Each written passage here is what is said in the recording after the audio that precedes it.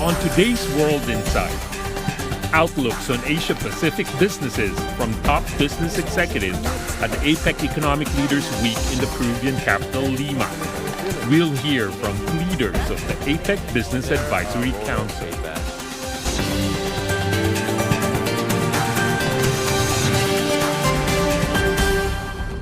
Hello and welcome to Grow Together, World Insight Special from Lima, Peru. The APEC Economic Leaders Meeting taking place here. The Asia-Pacific region accounts for 1/3 of the world's population, over 60% of the global economy, and nearly half of the global trade. So when leaders from the 31 economies of APEC gather every year, it's an occasion that the world cannot afford to miss. Chinese President Xi Jinping arrived in Lima and worked on the bilateral ties with Peru with a state visit to this host economy of APEC 2024. Peruvian government officials have been telling CGTN about their comment to the important partnership between Peru and China. Mr. Minister, share with us how connectivity is going to help our region. I understand there's a big port likely to be revealed between Latin America and Asia. That the Pacific Ocean, it is not an ocean who separates us, but who really, this ocean connects us. So the Chancay port, which will allow to cut in half, Amazing.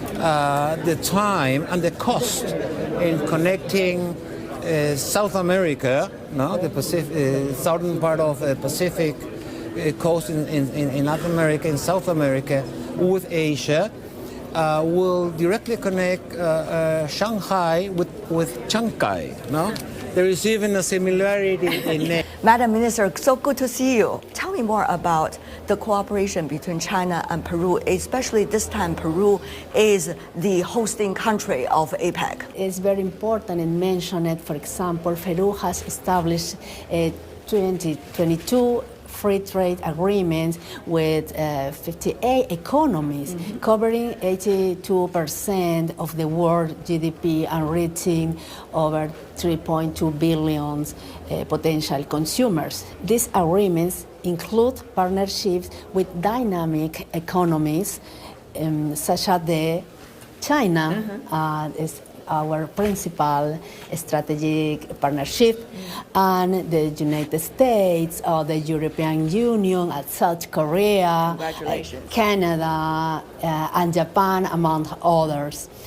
We continue expanding our trade agreements, recently concluding an FTA with Hong Kong, for example, and optimizing our agreement with China. Yes. China. We will be signing both agreements during this APEC Economic Leaders Week. Having said that, though, the Chinese president is going to make his second visit to Peru during his tenure. How do you see the importance that China is putting on bilateral relations with Peru, and also Peru as a hub for Latin America and the Caribbean? Yes, it's very important, this visit for us, because we are next to this visit to inaugurate the port of Chancay. Yes. This is an important hub logistical in the region.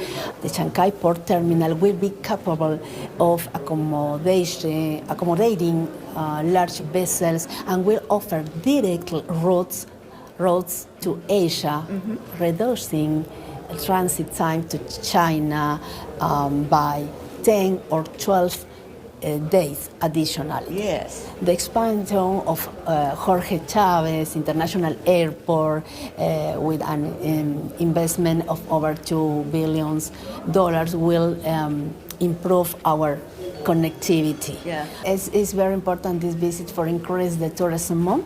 Peru is in a window war.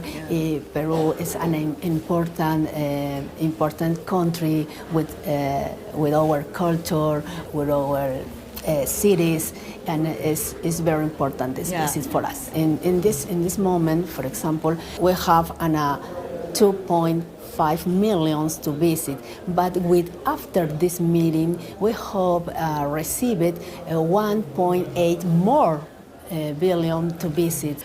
Final question for you. APEC is about free trade. Yeah. It's also about investment, Yes. about facilitating connectivities. Now we see the world is getting ever more transactional. Yeah. As the Minister of Tourism, Yeah. encouraging connectivity, encouraging people-to-people exchanges. What is your take? With the trade agreements are very important for us, for not only facilitators of trade between the economies, it's an important point for different interchange of the opportunities in trade for a little enterprises, little entrepreneurs, but For it's small and for medium-sized small and enterprises, medium-sized.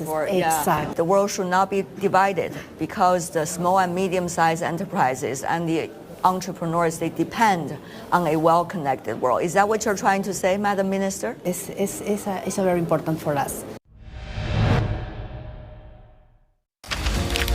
Across the mountains and waters, I'm in Lima, the capital of Peru, this week for the annual gathering of APEC economies. They collectively have become the world economy's growth engine and the backbone for global development. Yet, as global uncertainties rise, will they join hands to weather the storm and be a renewed inspiration for innovation and cooperation? I'll be covering the APEC Economic Leaders Meeting and moderating panels at the APEC CEO Summit. Well, in search for answers, from the meeting point of civilizations and cultures to the meeting rooms of APEC economies. Join me and find out how APEC will work its way to the future.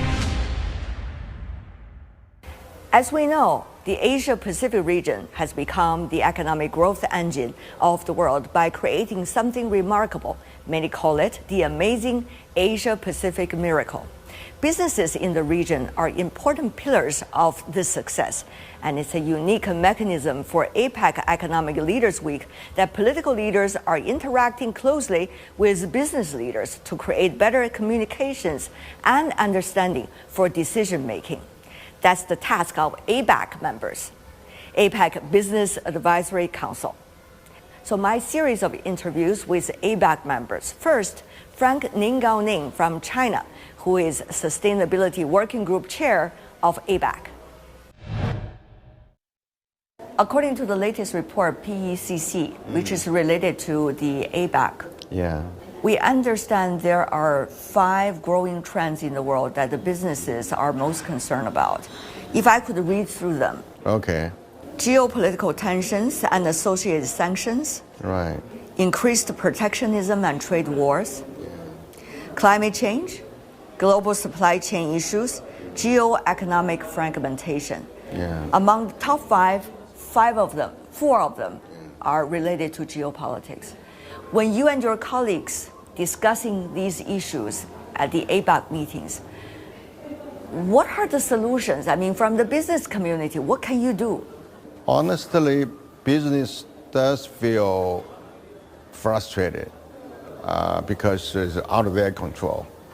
So geopolitical tension and force this trade policy fragmentation, and the integration of supply chain and all the other traditional way of a business globally, how they conduct their business now are changing because they get a usually smaller area, less cross-border investment, and let's say be prepared for a sudden change all the time. But life goes on. So what can we do? I think business will have to cope with all these challenges. Most of the business, they're okay. Maybe they get some kind of additional risk or cost or other difficult procedures go through, but they still survive. They try to figure out a way to survive.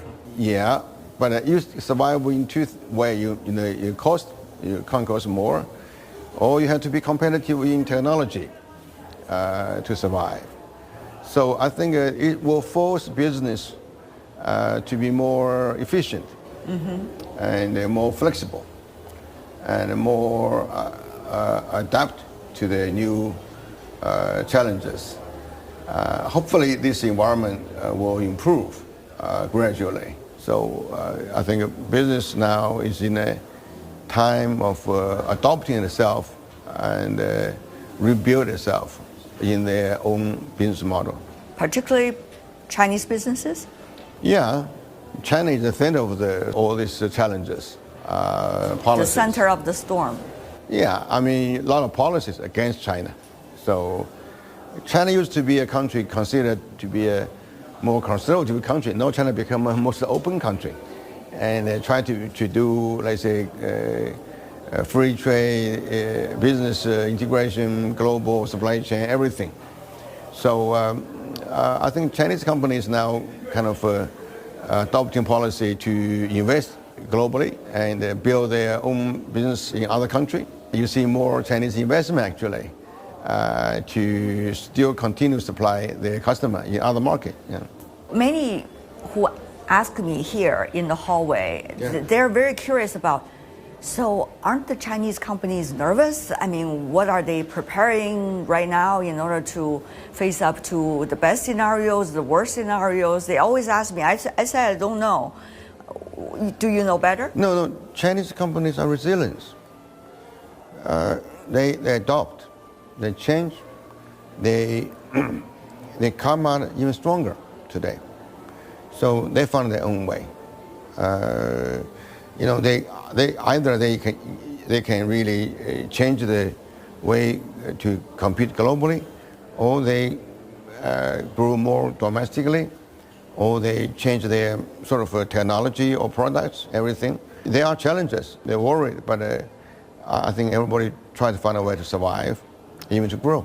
Frank, you are a team leader in ABAC. Yeah. In fact, you are actually also the table leader, quote unquote, meaning that ABAC members are going to be divided into several groups and meet the national leaders. They're coming to the APEC Economic Leaders meeting, and it's a dialogue. Yeah. Right? Mm. So are you going to, together with your colleagues, talk to those political leaders and express your concerns? Oh, yeah. Oh, this is the purpose of the meeting.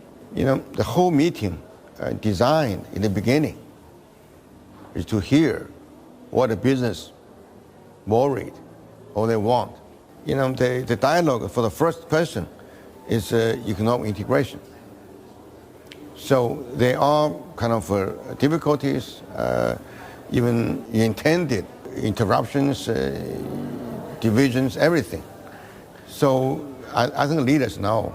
I think they're supposed to find a solution. China and Latin America cooperation has been evolving. We see here in Peru quite some project, concrete ones, such as the Chancay port. Yeah. What does that for businesses from China? What does that mean? I talked to a few of the Peru colleagues. I have to say they're so excited. That port will cut the shipping distance between Peru and Asia, China, by almost half. Right. You used to be in the logistic business. Yes, right. Shipping. Talking about the blueberry from Peru to China. So the blueberry grower and supplier, they're going to be able to ship faster, and the fruits will be fresher and cheaper and more. So they will grow more here domestically in Peru. So I think it's very remarkable, and actually something people are looking forward to for a long time. There are many challenges, among them climate change. You are in charge of sustainability in the ABAC. Yeah. Today we even hear from COP29, Papua New Guinea withdrew from the COP29, accusing the bigger economies only providing empty rhetorics, no actions. The attitude of Papua New Guinea is not they don't care, they care a lot. They are not happy. They're so worried. Worried and criticized other big economy countries didn't do enough. But I think it's a sustainability working group. I strongly suggest many different kind of things like transit to clean energy, renewable energy, electric vehicle, and transformation of energy consumption. So to reduce carbon emission and encourage greener trade, and also encourage carbon pricing and carbon trade. We're still working on this, but I agree we need to work fast. That's Frank Ning Gao Ning, Sustainability Working Group Chair of ABAC. Next, Julia Torreblanca, ABAC 2024 Chair from Peru. Congratulations for a successful year and also being the chairwoman of ABAC. Thank you very much. Yeah, you have several teams, right, on sustainability. Yes, regional economic integration, sustainability. We had also financing and digitalization, innovation, food security, among others, yes. You are the one who is going to present the collective ideas and insights of the business community with ABAC to the political leaders this year. That's correct. That will be happening on Friday, and we have already sent them the recommendations ABAC has developed in order for them to pay attention and hopefully adapt in order to make sure that these recommendations can change the people's lives. But there has been complaints whether political leaders' ears are open for words and insights coming from business community. So from your perspective, what do they listen to? What should they listen to? We are urging APEC leaders to give better conditions for SMEs, especially those led by women.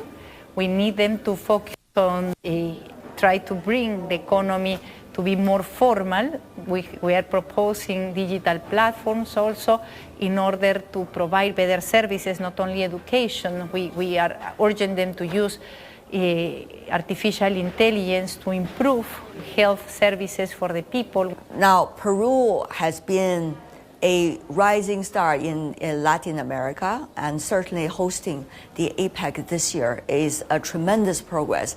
How do you see Latin America, this region, can take better advantage of Peruvian chairmanship this time and be able to move forward on partnerships with other economies in the region? Peru is a country that welcomes responsible investment, and we are eagerly waiting to see whether this week we will be closing businesses and alliances in order to foster not only innovation but responsible investment in order to create more jobs and be able to contribute to our economy. Our vision this year has been people, business, prosperity, and we are convinced that's the way that we can generate better conditions for all Peruvians. So, yeah, Chancay Port is a signature project. And it's so significant that many of the people that I talk to, including business leaders, are fascinated and excited about that. How do you see projects like this can be sustainable despite political and geopolitical headwinds? Giving infrastructure to the people and meeting and closing the gaps we have in countries have to be sustainable. Okay, Chancay Port is going to be offering services not only for Peruvians but for the full region, reducing costs because of the volumes and others. So I'm also creating a hub that is going to be generating more labor for the people. It's only one example of the many other opportunities of investments we have in our region, and we hope that through APEC and ABAC, we can contribute to make those examples reality for all. I remember our talk. Yes. At the end of the last ABAC meeting and also APEC CEO Summit. You together with Madam President were walking hand in hand out of the meeting hall. Now, in retrospect, how the world has changed in that 1 year. What is it like for you to be the chairwoman of ABAC, to work with your business colleagues in order to deal with them? It's given us the opportunity to confirm that only working together, the private and the public sector, we can change lives. I was in a meeting, in the closing meeting, we had Voices of the Future representatives, and they reminded us how much power there is in the collaboration and fostering partnerships between public and private sector, and that's what enhances the chairmanship of this year, because we are convinced that working together we can do marvels, we can change the life of the people for the better, and that's how my vision has changed, looking always for people, business, prosperity.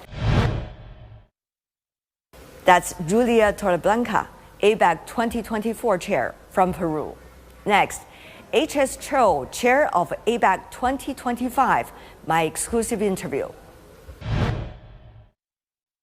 Mr. Choi, what a pleasure to see you. The chair for ABAC for the year from now to 2025. You have a lot of work to do. Can you explain to us what are likely to be the preparation work leading up to the next 2025 APEC Economic Leaders Week? So Korean government put a big theme of building sustainable tomorrow, and accordingly we hear voice from the business leaders, and ABAC created this three theme. I call it 3B, which is bridge, business, and beyond. So bridge is basically bridging public and private, building a relationship and bridging the relationship between up and down. The bridging, the divided society, divided polarization, that's the solution for bridge. And business is basically for innovation for growth, so that we can grow together. And beyond, as you know, is not only the prosperity of this generation, but much more of a prosperity of next generation. If you look at the research done by PECC, which is a research institute related to ABAC, top 5 challenges that business see in the region, 4 of them are related to geopolitics. Yes. Only 1 is more about climate change. So you see geopolitics playing such a pivotal role in setting the picture here. Right. So where is the role of business now? So their role of ABAC is very crucial. I've witnessed many of our members working very hard, not only for their own business, but also for the sake of the entire universe. Yeah. So they sometimes dispute, discuss, try to gather a proper output. And that's the voice from the market, as you know, which is very, very important. So we try to gather that together to deliver to the leaders of APEC so that they can apply and reflect that to their policy. So ABAC is, I think, a probably most valuable platform to enhance the value of Asia-Pacific region. Digital transformation is certainly one of the themes you and your colleagues are going to work on for the rest of the year. Having said that, though, it's such a plus that the business community is on this. But on the other hand, you see with the development of AI, there tends to be more division. Yes. So how do you and your colleagues going to work on this giant topic? So first of all, I need to stress the effort of Korean government on AI issue. Korea is one of the countries which is advanced in AI battlefield. But at the same time, government and our president clearly realized the defecto of AI. So he recently created this committee of AI, and he's the leader, literally the leader of that committee, leading all the meetings. So as AI develops, you can see many of the problems coming out, intellectual property problems. There is a divided society as well in AI. Yeah. Those who have more information, those do not. They have a clear polarization. So how to tackle those issues are the roles of this committee. We as a business also try to deliver what's happening in the market, what's happening in the front, so that this decision makers can apply that to their policies. One of the things we see is so-called the small yard, high walls, Yes. Especially when it comes to technologies. Right. And Korea is one of those countries advanced both in technology and in manufacturing of technology products. So how, from a business person, perspective, you are going to work around this or work with it or work against it? I just don't know. How would you figure it out, a solution? Because AI is such a broad boundary of the business and industry already. But as you know, it will grow more than anything else in this universe. So you will face many different dimensions of AI which we've never seen before. Right. So I don't think there's one answer of you go through it or go around it. Sometimes we have to go around it, sometimes we go against it, sometimes we go through it. Yeah.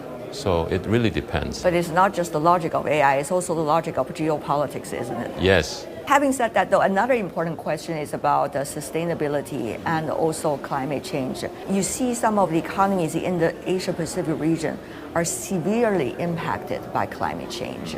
So how do business community, once again, with your leadership as ABAC Chair, work with governments to make sure there's going to be speed in implementation of their promises? Yes. So one great initiative of ABAC as well as Korean government, coincidentally, is decarbonization.